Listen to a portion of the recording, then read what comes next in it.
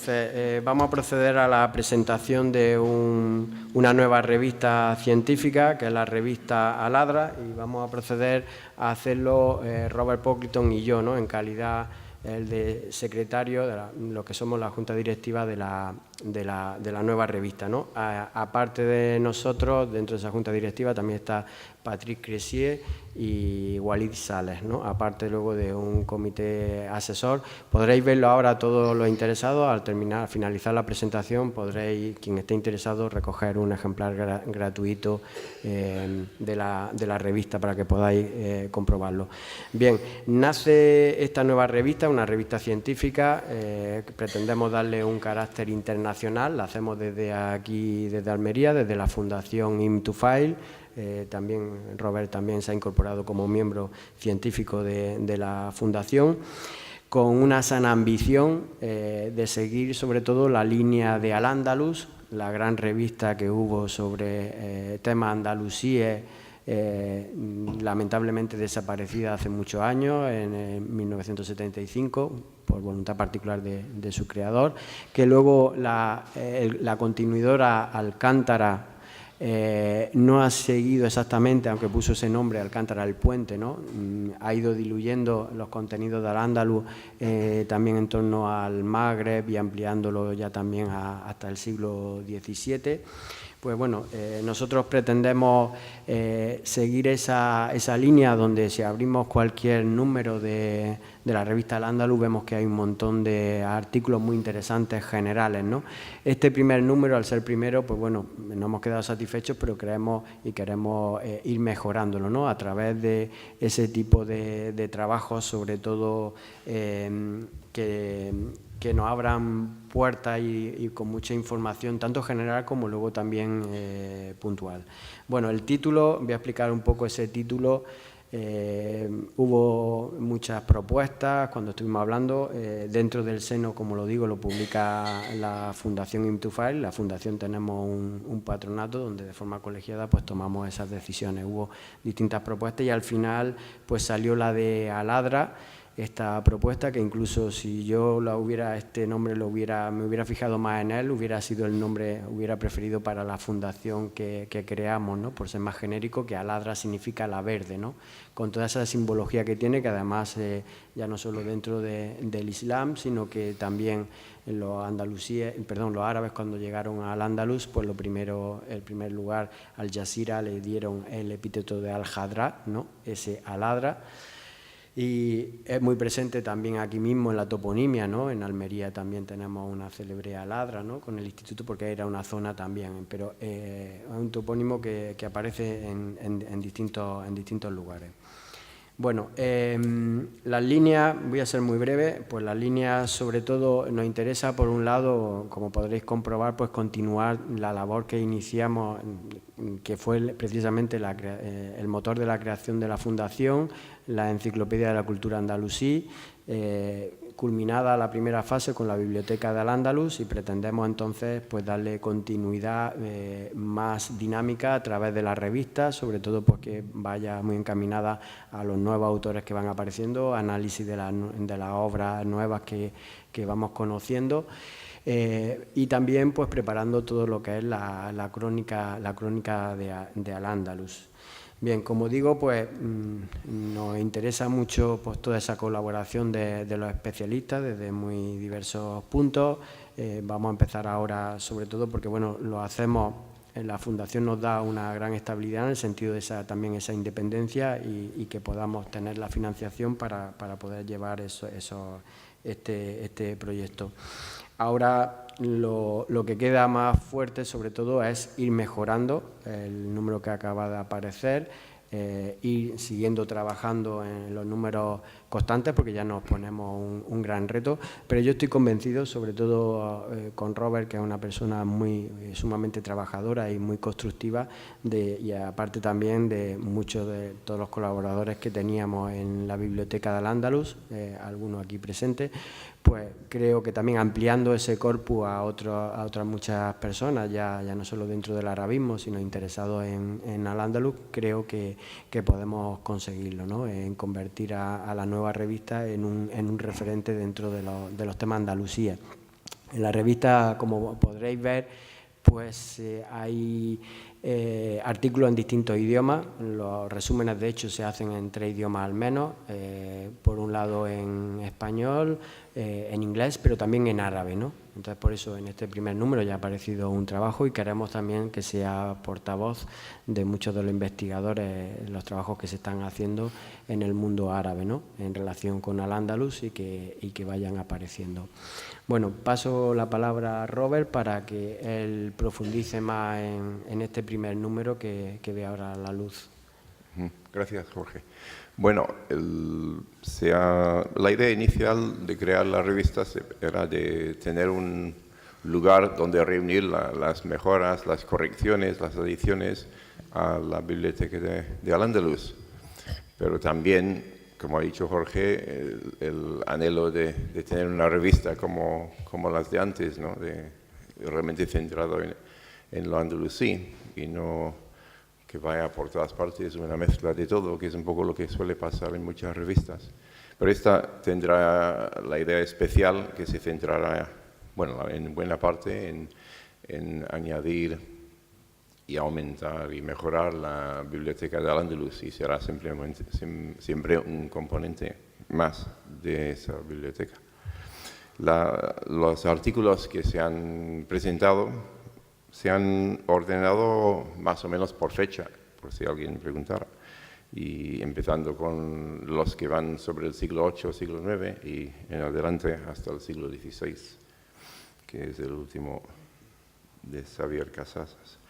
El mío es un análisis que llevo haciendo desde hace mucho tiempo del Pacto de Teodomiro, que he ido publicando por trozos en momentos y realmente he conseguido reunir todas las ideas en una sola línea aquí, de dividir las diferentes versiones del Pacto de Teodomiro en familias, mostrar cómo unos textos se derivan hacia otros a través de una cadena de transmisión, excepto el de Aludri, que debió llegar por vía oral y plasmarse por él en el siglo XI directamente de una tradición oral. Y eso se deduce de la forma muy perfecta del texto de Al-Dabbi y los demás autores que lo recogen frente al texto de Aludri, que es mucho más explicativo, pero que comenta, mientras escribe, comenta el texto y dice por qué se han hecho las cosas, mientras que un texto auténtico solo decimos esto, exigimos esto, y tenéis que pagar esto y esto. Es lo que dice el texto de Al-Dabbi y los demás, mientras que Aludri cuenta un poco la historia detrás y será bueno y si es malo se le quitará este derecho y todo, mientras que eso se supone y no es necesario decirlo. También el análisis de los nombres del padre de Teodomiro, por ejemplo, y algunos pueblos indican que la información de Aludri debe ser muy, muy buena. Y globalmente se deduce de todo esto que el pacto sería auténtico y no es una cosa que alguien inventó en el siglo X o XI para explicar aspectos de la conquista o justificar actuaciones políticas, que es algo que se ha dicho. Bueno, paso al siguiente. Pedro Chalmeta analiza también los primeros años del poder islámico en España, en Al-Ándalus, explicando las bases económicas y fiscales y lo que hay detrás de los pactos, lo que quieren sacar y lo que pueden sacar, y como analizando lo que tienen que dar los pobladores del pacto en Teodomiro, en la zona de Tudmir, demuestra que era una civilización muy rural. En la nota sobre la obra médica del cordobés Ibn al-Qahtani, los autores analizan las fuentes, las obras que este hombre escribió y encuentran algunas nuevas. Al-Ándalus, A Bridge Between Arabic and European Science, es un estudio de Samso, el mayor experto quizás, o uno de los mayores expertos en la ciencia andalusí. y está ahora preparando un libro sobre el tema, y eso procede del primer capítulo de su libro, donde desarrolla la teoría de que las traducciones que se hicieron de la ciencia árabe, si en Europa, bueno, en España especialmente, o bien proceden de textos orientales que se hicieron antes del siglo X, pero después, debido a que se cortó la llegada de textos desde Oriente, los textos traducidos de fecha posterior son todos locales de producción andalusí. En composiciones de Ibn al-Khatib, en repertorios de nubas andalusíes, Fernando Velázquez Basanta recoge una serie de textos que se supone que son y en muchos casos se ha comprobado que son de Ibn al-Khatib, y se siguen cantando y conociendo en Marruecos, en el Magreb, y ha traducido esos textos y también algunas de las muwashajas que Ibn al-Khatib escribió, que incluyen trozos de estos textos. En la sección árabe hay un artículo de Shafiq, Ahmed Shafiq, sobre Abu Madian, un importante sufí magrebí del siglo XII, y su vida, su obra y un poco todo, la biografía completa de este hombre con un nuevo enfoque.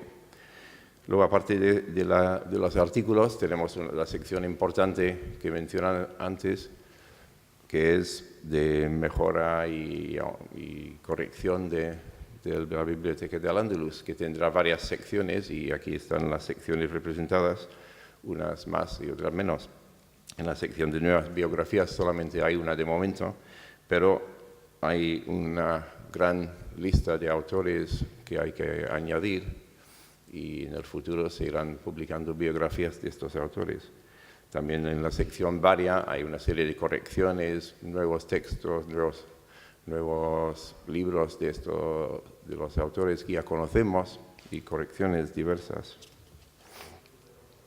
Por último, hay una sección de reseñas, en particular la reseña de la historia de Hatta, historia de los autores y transmisores andalusíes, que ha sido un gran proyecto del CSIC, dirigido por Maribel Fierro, que ha reunido, bueno, han trabajado muchas personas durante muchísimos años. Es una gran base de datos, básicamente, organizado para poder localizar la información.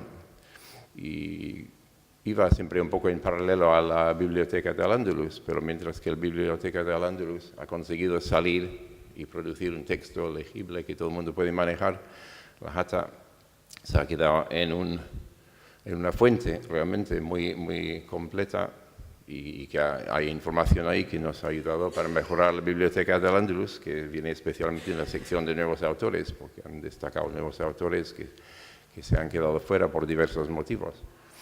Y por otro lado, también hay errores, ¿no? Es decir, en todas partes hay errores y hay cosas buenas. Aparte de eso, hay 3 reseñas de libros. Uno de Roberto Celestre, que es un libro en italiano sobre Al-Harawi, que es un texto de estrategia militar. Y luego, por último, 2 fuentes muy importantes, Ibn al-Abbar, la Tekmila, y Ibn Abd al-Malik, el Veil, que son 2 fuentes muy básicas totalmente para estudiar la biografía y la historia de Al-Ándalus. Y se ha sacado nuevas ediciones hace poco por Bashar Awad Maruf en Túnez. Y estas ediciones tienen bastantes mejoras y merece la pena reseñarlos y comprarlos para tenerlos en la biblioteca. Y con eso termino. Eso es lo que hay en el primer número. Esperamos que en el segundo número haya un nivel parecido o incluso mejor, y más biografías de autores, para luego hacer algún día un nuevo apéndice o incluso una nueva edición de la Biblioteca de Al-Ándalus. Apéndice, apostamos más por los apéndices para que todos aquellos que vayan adquiriendo la obra no tengan que volver a comprarla, sino que puedan ir completándola, ¿no? Que se trata de eso, de ir completando. Bueno, pues damos por cerrada esta sesión. Todos aquellos que estén interesados en la obra, o hacemos desde la Fundación entrega de un ejemplar gratuito, y retrasamos a las 11:35 el comienzo de la segunda sesión. ¿De acuerdo?